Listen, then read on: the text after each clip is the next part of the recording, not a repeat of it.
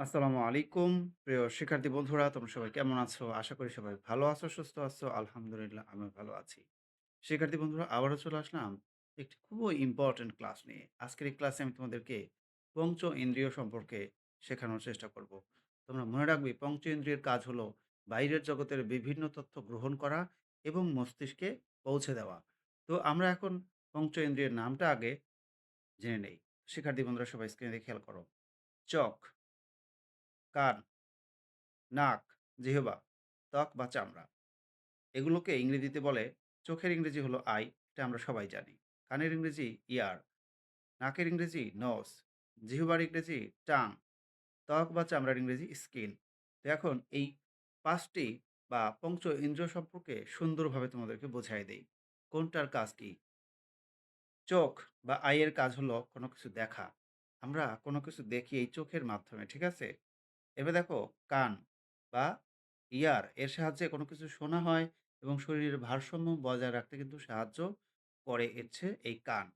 আমরা কোনো কিছু শুনি, ঠিক আছে? শোনার ক্ষেত্রে এই ইয়ারটা ব্যবহার হয়।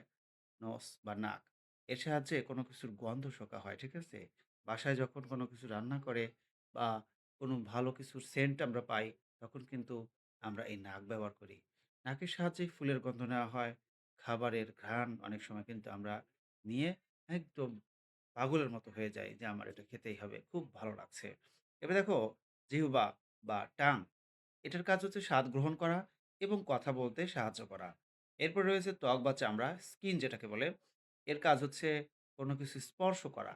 এই যে কোনো কিছু স্পর্শ করা, ঠান্ডা গরম অনুভব করি না আমরা? শীতকালে আমরা হচ্ছে ঠান্ডা অনুভব করি।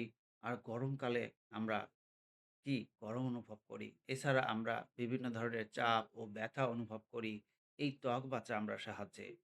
এরপরে দেখো এগুলো মনে রাখার সহজ উপায় রয়েছে। সেগুলো চোখের সাহায্যে আমরা কোনো কিছু দেখি, কানের সাহায্যে কোনো কিছু শুনি, নাকের সাহায্যে কোনো কিছুর গন্ধ নেই, জিহ্বার সাহায্যে কোনো কিছুর স্বাদ গ্রহণ করি, আর ত্বকের সাহায্যে কোনো কিছু স্পর্শ করি।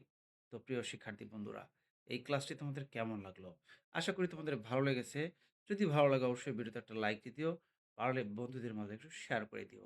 তোমরা যারা নতুন তারা অবশ্যই আমার চ্যানেলটি সাবস্ক্রাইব করে রাখবে।